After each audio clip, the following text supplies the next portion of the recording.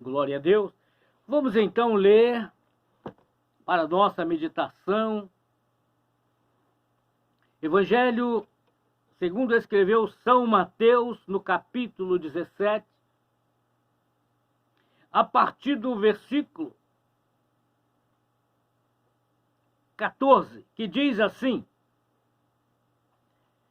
E quando chegaram à multidão, aproximou-se um homem, pondo-se de joelho diante dele e dizendo: Senhor, tem misericórdia do meu filho, que é lunático, e sofre muito, pois muitas vezes cai no fogo e muitas vezes na água.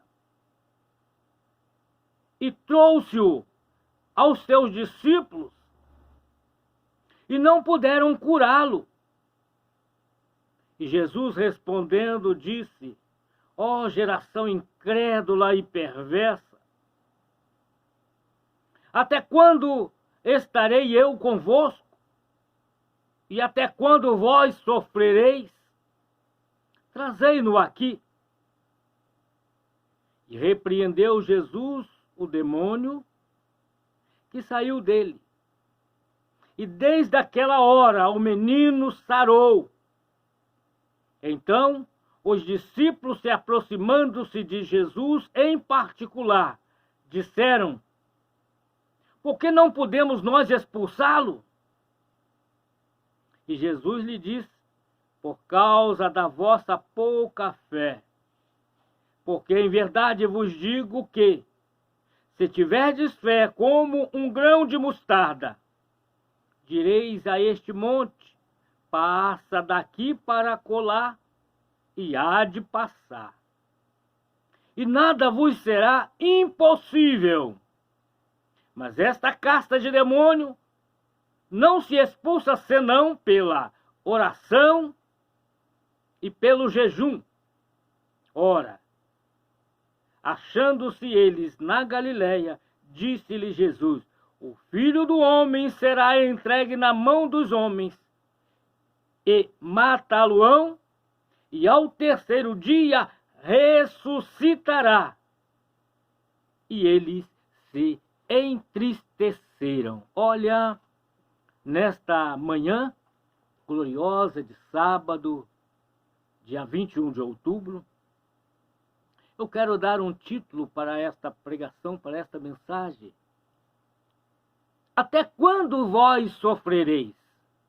Esse é o título que eu quero que você memorize, guarde no seu coração, guarde na sua mente. É uma pergunta: até quando vós sofrereis?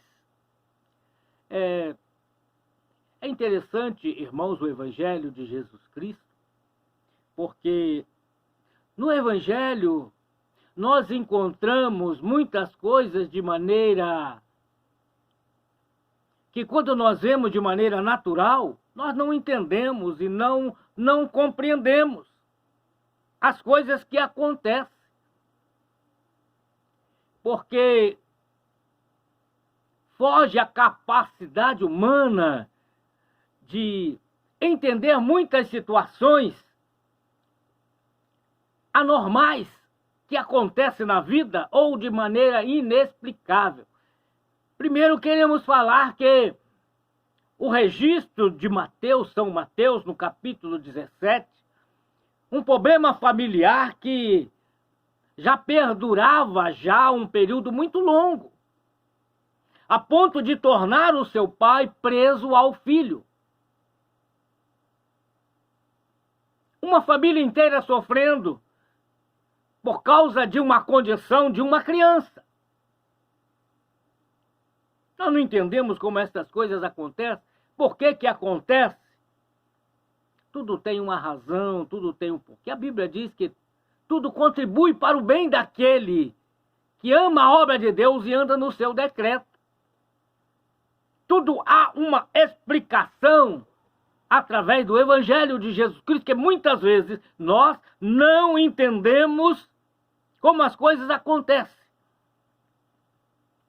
Mas queremos trazer também uma palavra dizendo que todos os problemas que afligem o ser humano é sempre manifesto no corpo.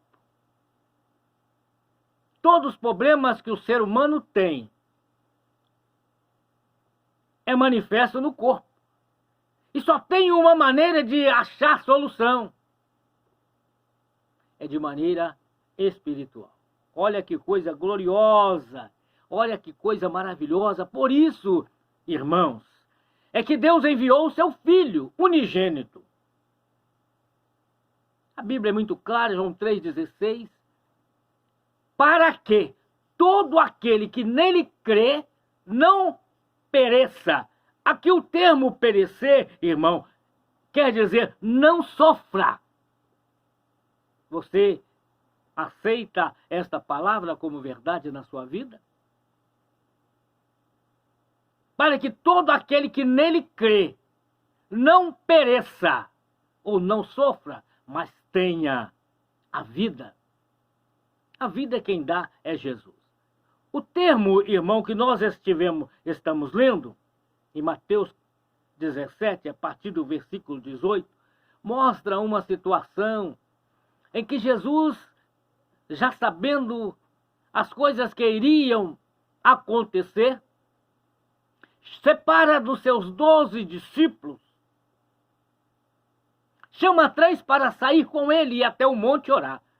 Enquanto os outros discípulos ficaram descansados, ele levou 3 discípulos com ele, Pedro, Tiago e João.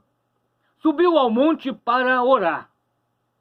Olha, irmão, se Jesus era o Filho de Deus e ele dava primazia à oração. E Jesus passava muito tempo em jejum, muito tempo em consagração. Ele era Deus.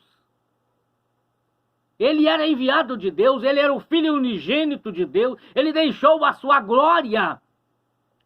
Não foi para passear, não foi para ganhar honra entre os homens, mas ele veio da sua glória para trazer para nós o exemplo.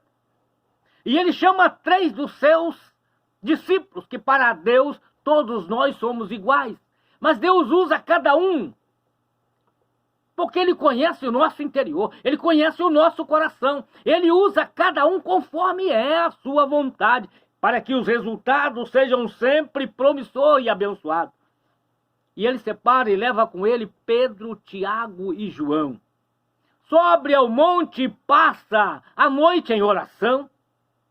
Era projeto de Deus para que ele pudesse mostrar aos 3 seus discípulos as coisas. E os seus discípulos pudessem dar testemunho, irmão. Jesus chamou o ser humano para ser testemunho. Testemunho do Evangelho, testemunho da graça de Deus, testemunho do poder de Deus, testemunho que Deus, quando entra com providência, transforma a vida, muda a situação. E ele leva então 3 de seus discípulos, Pedro, Tiago e João. E quando começou a orar, irmão, houve a manifestação da glória de Deus naquele lugar. Jesus foi transfigurado. Os seus discípulos contemplaram a sua face em glória e viu que as suas roupas estavam resplandecentes. Mas Jesus disse aos seus discípulos que estava com ele, quando eles viram estas maravilhas, a glória de Deus, Pedro disse, é bom que estivéssemos aqui, fizesse três tendas. Uma para ti, Senhor Jesus, uma para Elias e uma para Moisés. Olha, irmão, o ser humano, quando ele vê a glória de Deus, ele não quer sair daquele lugar, porque ele sabe que ali ele tem tudo o que ele precisa, assim como Pedro disse para Jesus, vamos fazer para você aqui 3 tendas, vocês ficam morando e nós vamos ficar servindo a vocês aqui.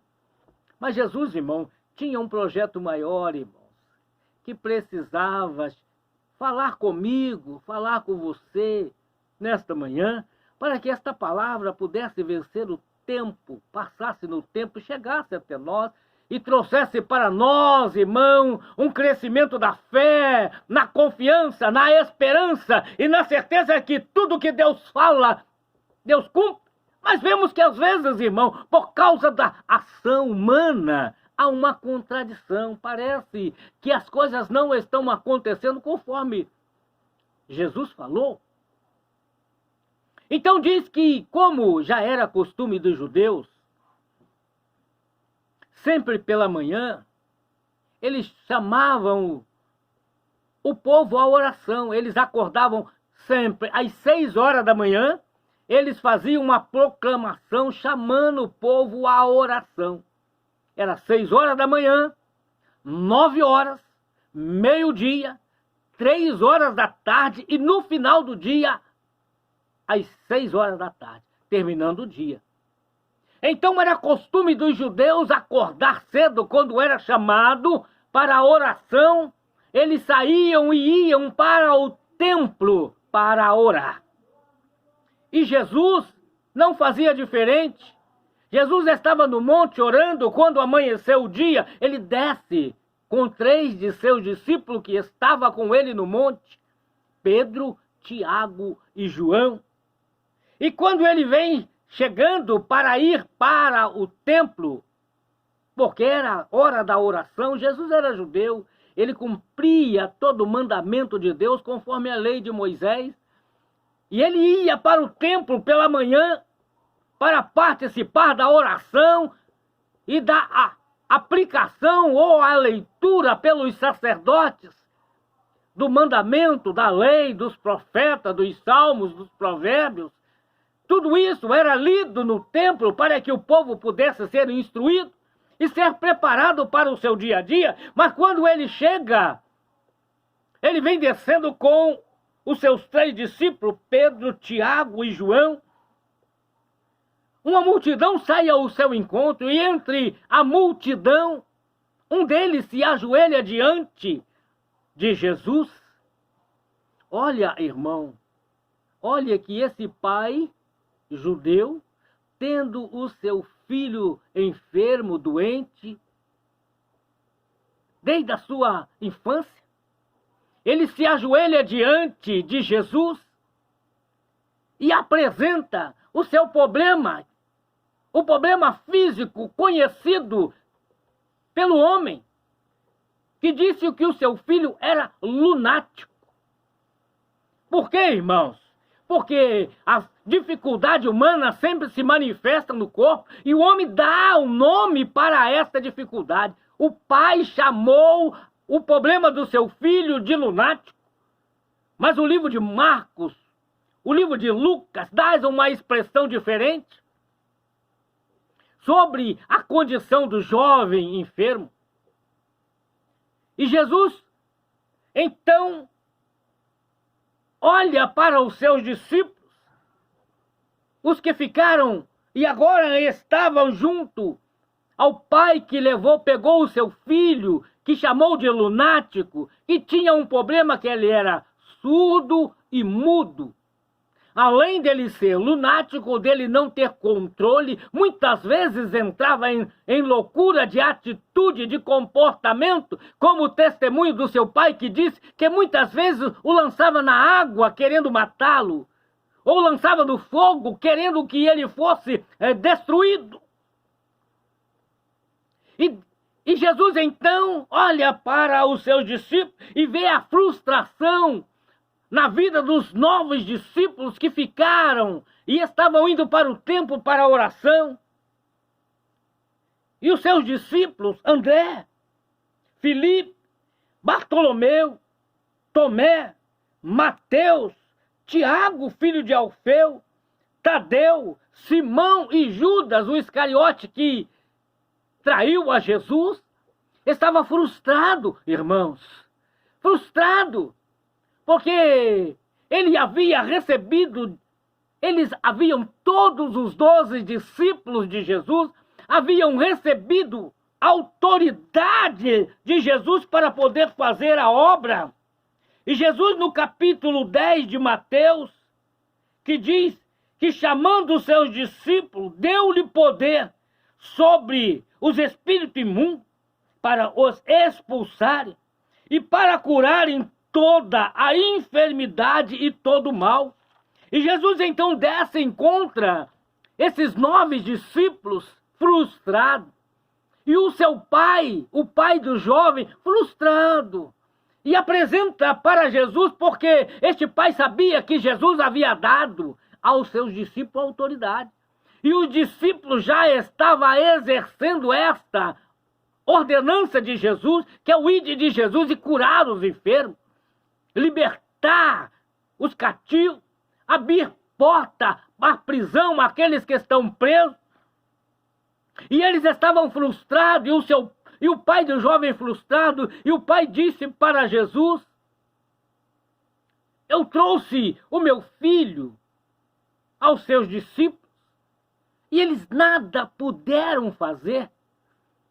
Olha, irmão, isto às vezes parece contraditório, porque quando Jesus dá autoridade aos teus servos,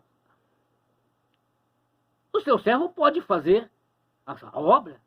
O seu servo tem poder, o seu servo tem autoridade quando faz em nome de Jesus. Mas existe uma exigência, irmão, da parte de Deus.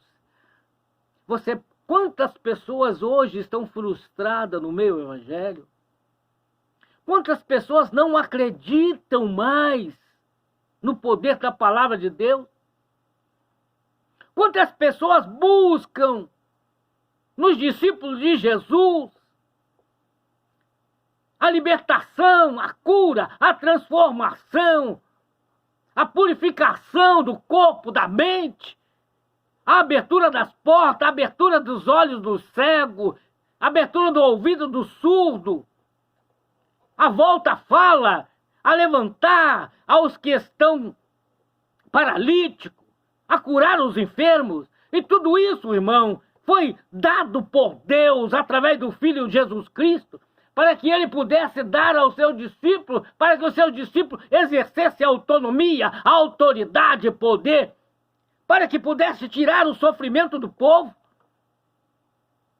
Mas o erro, irmão, não está na palavra, o erro não está em Jesus, o erro não está na autoridade da palavra, o erro está na autoridade, irmão, porque muitas pessoas têm negligenciado. Como apenas 3 discípulos, Pedro, Tiago e João, eram discípulos de Jesus, andavam com Jesus, estavam com Jesus em quase todo lugar. Mas quando chegava a hora de consagrar a sua vida, separar-se, ter momento de comunhão com o Pai, através da oração, através da comunhão, os discípulos não estavam presentes.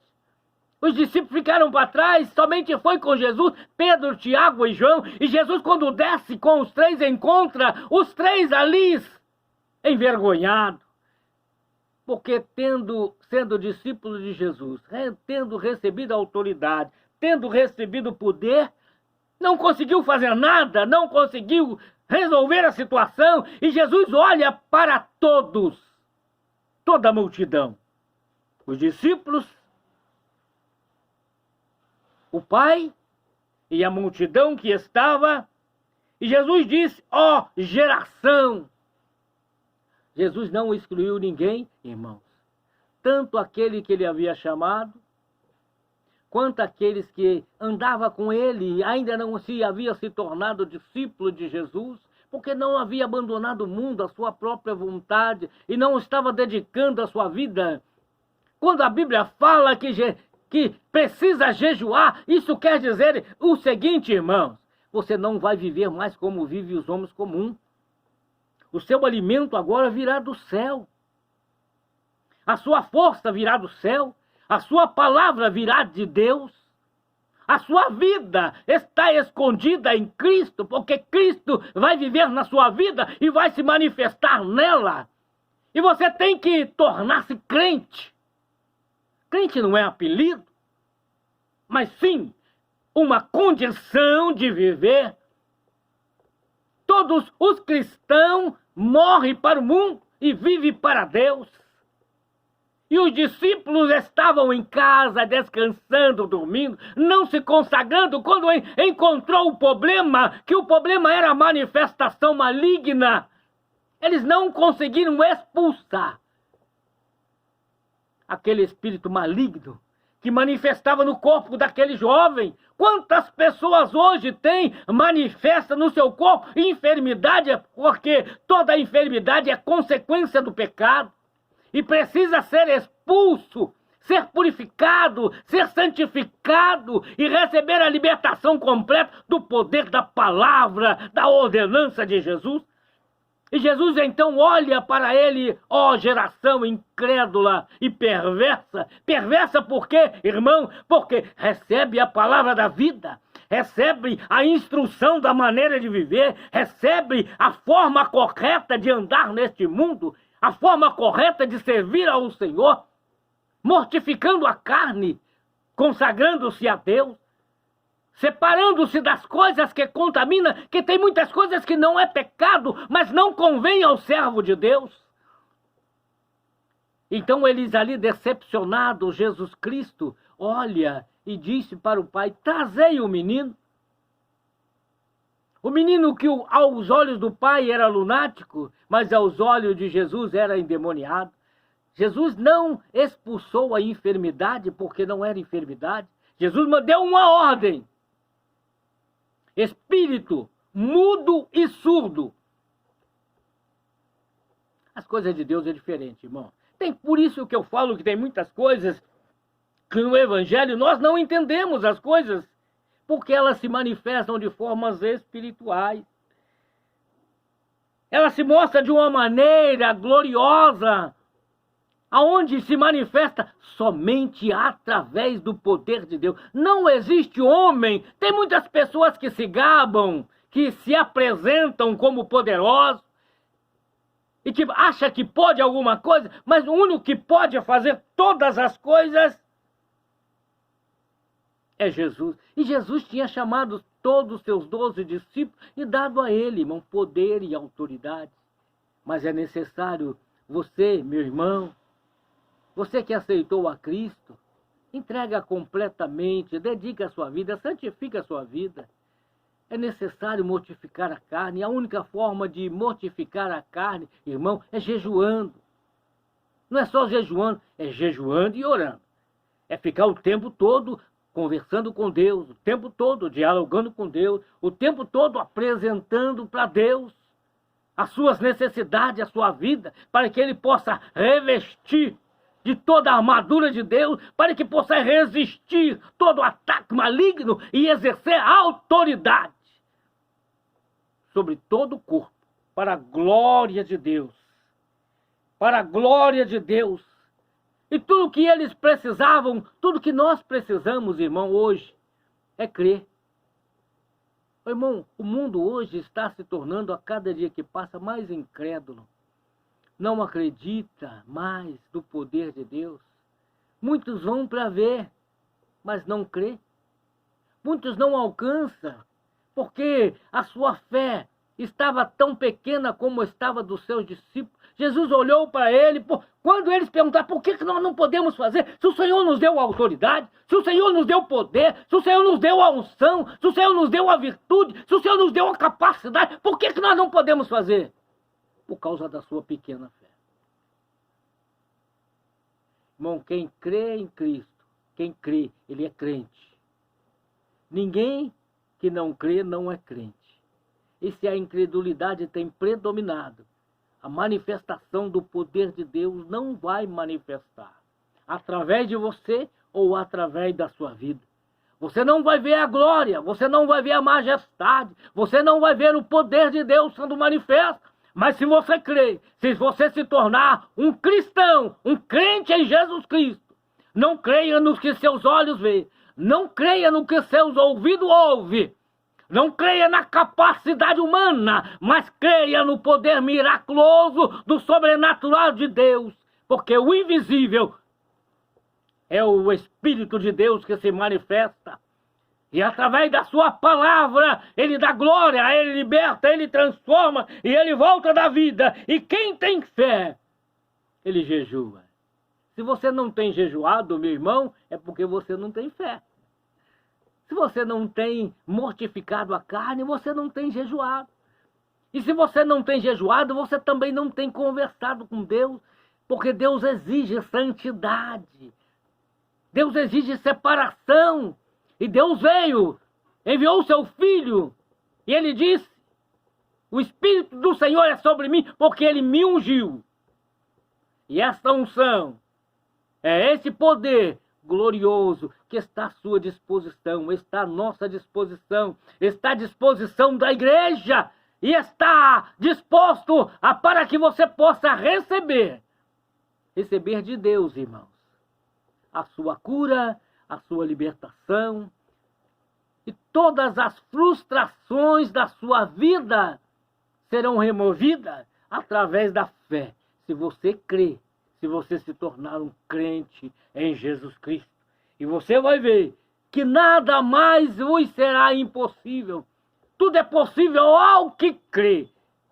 Tudo é possível ao crente, ao que crê em Jesus Cristo e o recebeu como seu único e suficiente Salvador e obedece incondicionalmente a sua palavra e recebe a palavra da vida. E Jesus Cristo está ainda hoje com as mãos, os braços abertos, as mãos estendidas, e deseja entrar no seu coração e fazer nele morada, e te dar a paz, te dar a alegria, te dar o gozo. E você que está numa cadeira de roda hoje, Ele pode te levantar. Você que recebeu um diagnóstico médico terrível, Ele pode te curar. Você que está sem ânimo, sem esperança, sem vida, Jesus é a vida. Ele entrando em você, e o seu Espírito vai produzir em você vida abundante, paz constante, e te levar de vitória em vitória. E você viverá como se estivesse no paraíso, porque o Senhor vai assistir a sua vida e vai te dar vitória. E a pergunta é: até quando vós sofrereis? Hoje é o dia oportuno. Agora é a hora certa. Abra o seu coração e confesse a Jesus como seu único e suficiente Salvador. Torna-se um cristão. Deixe de ser incrédulo. Obedeça a sua voz. Creia na sua palavra e faça a sua vontade. Levanta, deixa as dificuldades para trás e alcance a vitória. Porque assim o Senhor vai fazer de você mais do que vencedor em Cristo Jesus. Assim como o Senhor ouviu aquele que ajoelhou diante do Senhor e disse: se podes, faça alguma coisa. E Jesus disse: tudo é possível ao que crê. E eu trago para você, nesta manhã, esta palavra de esperança, esta palavra de vida. Saia dessa vida de sofrimento. Até quando você vai ficar sofrendo? Até quando você vai ficar sofrendo? Muda, dá oportunidade a você mesmo. Aceita esta palavra como verdade. Coloca em prática no seu coração. Jejua, fala com Deus, Deus vai te instruir, Deus vai te direcionar, porque Ele é o caminho da vida, Ele é o caminho da salvação, Ele é o caminho da libertação, Ele é o caminho da vitória, Ele é o caminho da paz, Ele é o caminho do gozo, Ele é o caminho da vida eterna, a vida feliz com Deus. Por isso, falamos esta palavra crendo e pedimos que você abra o teu coração e receba a sua vitória em nome de Jesus.